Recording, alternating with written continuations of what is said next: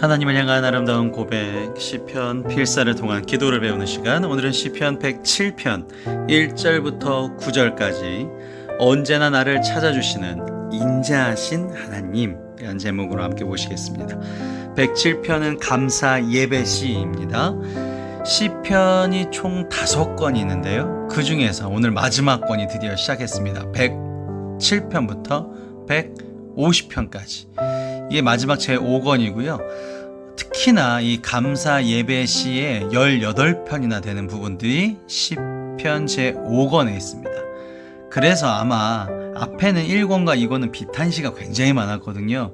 시편 전체를 마감하면서 힘들었던 삶도 있었지만 그 성도의 삶이 감사와 찬양으로 수반된 하나님을 향한 예배의 삶으로 마무리되어야 된다라는 것을 강조하기 위해서 아마 시편 제5권은 감사 예배시가 많지 않나 라고 예측할 수 있습니다. 특별히 시편 제5권은요, 여호와라는 신명이 263번, 근데 엘로힘은 7번밖에 등장하지 않습니다. 이렇게 언약의 신실하신, 인자하신 하나님의 특성을 강조하고 있는 시편 제5권이 되겠습니다. 내용을 보시면 여호와의 찬양을 촉구하는 부분, 그리고 방황하는 자들을 건지시는 주의 인자하심을 찬양을 촉구하는 부분이 되겠습니다. 그럼 시편 제7편 첫 번째 시간, 언제나 나를 찾아주시는 인자하신 하나님 시작하시겠습니다. 여호와께 감사하라. 그는 선하시며 그 인자하심이 영원함이로다.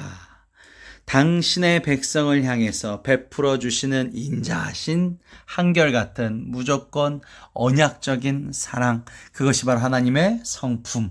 성경은 하나님의 성품을 기록한 책, 우리는 그것을 닮아가는 사람들, 자녀인 것이죠.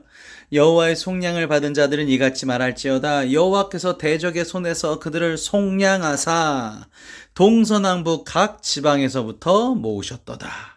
이 시편 107편이요 105편 106편과 비슷합니다. 저번에 시편 106편 끝날 때 이렇게 끝났잖아요.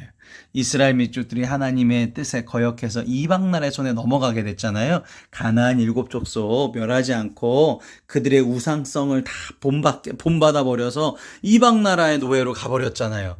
그 이방나라들이 이렇게 호전적인 나라였는데 어떻게 되었죠? 이방나라들이 이스라엘 백성을 향해서 국률함을 갖게 돼서 다 돌아오게 되는 것이죠. 그래서 마지막 시편 106편에 모든 백성들아 찬양할지어다 할렐루야, 아멘할지어다 할렐루야, 이렇게 끝났단 말이에요. 여기서 모든 백성들은 과거, 현재, 미래, 그러니까 모든 성경을 보는 모든 성도들이라는 것이죠. 여기 부분도 우리가 그렇게 볼 수가 있습니다. 이 시편 107편 이 2절에 보시면 물론 대적, 그러니까 나의 원수죠. 나의 원수의 손에서 나를 구원해 주신 것도 있겠지만, 이 대적이라는 뜻이 원어로 차르라는 뜻을 가지고 있어요. 차르가 슬픔, 공경을 뜻합니다. 내 인생에서 내가 슬펐고 내가 어려웠던 모든 순간들 속에서 나를 하나님께서 구원해 주셨다. 그래서 동서남북, 내가 어느 상황이든지 슬픔에 빠졌을 때 나를 다시금 하나님 곁으로 오게 해주셨다. 이렇게도 해석이 가능합니다.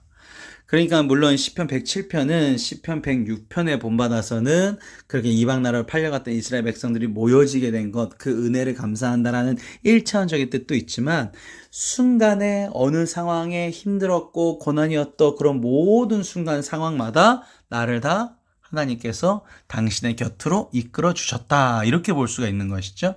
그래야지만 4절부터 9절이 쭉 이어집니다. 방황하는 자들을 건지신 주의 인자와 찬양을 촉구하는 부분인데요.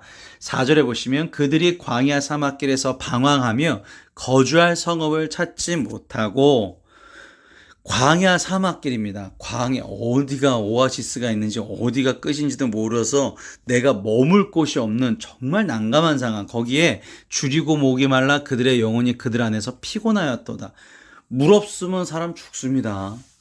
목이 말라 그들이 영혼이 그들 안에 피곤, 내 육적으로 고통이 영적으로, 그래서 점점 지쳐버리는 것이죠. 내가 살 의욕이 사라져버린 것. 그래서 이에 그들이 근심 중에 여호와께 부르짖음에 그들의 고통에서 건지시고, 이스라엘 백성들이 너무나 답답한 이런 광야 같은 어떻게 해야 될지 모르는 먹을 것도 없고 물도 없고 즉 필요한 것도 없고 정말 어찌할 수 없는 상황 속이라는 거죠. 그러니까 앞에서 2절과 3절이 하나님 곁, 언제든지 우리가 하나님 곁으로만 가면 되는데 우리가 현재는 4절, 5절에 보니까 광야 같은 사망길, 줄이고 목이 말라, 영혼도 피곤하여진 이런 상황, 어쩔 수 없는 상황에서 어떻게 되느냐? 또 바른 길로 인도하사 거주할 성읍에 이르게 하셨도다. 그러니까 여호와께서요, 거할 성읍, 그러니까 내가 머물 곳을 이루시기 위해서 바른 길로 인도하시는 것이다. 우리가 바른 길로 가서 어디에 거하게 되죠? 주님 곁에. 그러니까 결국 내가 오늘 바른 길, 오늘 내가 제일 바른 길은 뭘까요? 주님 곁으로 가는 길이에요. 주님 곁이라는 거 빨리 죽어라 이게 아니죠. 주님 곁에라는 것은 내가 하나님을 닮아간다라는 것이죠. 하나님을 닮아가는 행동, 하나님을 닮아가는 말, 하나님을 닮은 사람이 천국에 갈 수 있으니까요.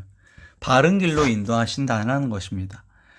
여호와의 인자하심과 인생에 생하신 기적으로 말미암아 그를 찬송할지어다. 아니 주님을 닮아가는 게 내가 지금 먹고 사는 거, 병이 낫는 거, 내 자녀가 잘 되는 거, 돈을 잘 버는 것보다 더 중요합니까? 그럴 수 있잖아요. 내가 나중에 죽기 전에 닮으면 되지 않을까요? 아니죠. 그죠? 언제 죽을지도 모르지만 내가 주님을 닮아가는 것보다 중요한 거는 사실 없죠. 주님을 닮아가야지만 영원이라는 시간을 얻을 수 있기 때문에 그렇죠. 시간보다 중요한 건 없습니다. 세상에 돈보다 시간이 중요할까요? 내가 지금 막 80, 90 돈 아무리 많으면 뭐합니까? 내가 정말로 중요한 것은 하나님과 함께, 그리고 우리 가족이 하나님 안에서 항상 사랑에 넘치고 소망이 가득한 가정, 우리 자녀들이 나보다 잘 돼야 되는 것이고 그것이 계속 이어져야 되는 것이죠. 그게 영원이거든요. 그게 이제 행하신 기적입니다. 그러니까 하나님께서 바른 길로 내가 간다면 내가 얻어질 것들, 하나님 곁으로 가면서 얻어질 것들은 하나님이 준비를 다 해놓으셨죠. 그게 행하신 기적. 이미 다 해놓으셨다라는 것이죠. 그러니까 찬송이 먼저 나오는 거예요. 내가 힘들게 할 게 아니라 하나님이 다 만들어 놓으셨기 때문에 나는 그를 길을 가면서, 그래서 9절에 이렇게 고백이 됩니다. 그가 사모하는 영혼에게 만족을 주시며 줄인 영혼에게 좋은 것으로 채워주심이로다. 좋은 게 진짜 뭘까요? 내가 이 대학을 가면, 이 회사를 가면, 이 사람과 결혼을 하면, 이 아이를 낳으면 100% 좋다고 누가 장담합니까? 무조건 우리의 손자, 손녀가, 우리의 자녀가 서울대를 가면 100% 만족할까요? 서울대 가서 나쁜 사람 만나면 어떡해요? 나쁜 교수님 만나서 상처받으면 어떡해요? 그랬다가 나쁜 동료에 휩싸여서 나쁜 일에 휩싸이고 나쁜 일에 경험하면 어떡합니까? 100%가 없어요. 사람 앞일은. 그런데 하나님의 그 제시하시는 바른 길 내가 가면, 그러니까 사모한다라는 것은 그 하나님 곁으로 가고 싶어요 라는 마음이 있는 것이죠. 하나님을 닮아가고 싶어요. 그런 사람에게 만족과 좋은 것으로 아예 꽉꽉 채워주신다는 것이죠. 그게 하나님의 방식이라는 것입니다. 오늘도 시편 107편 첫 번째 시간이었습니다. 인자하신 하나님, 마지막으로 기도하시겠습니다. 하나님 아버지, 오늘 제가 생각한 것, 말한 것, 행동한 것을 주님 앞에 내려놓습니다. 아직도 어리석은 저를 받아주시는 주님의 인자하심에 감사를 드립니다. 어떤 상황에서도 주님께 감사할 뿐입니다. 그 선함과 인자하심이 영원하신 하나님, 악한 것에 포로되었던 슬픔에 잡혀있는 내 영혼을 자유케 하여 주시니 감사드립니다.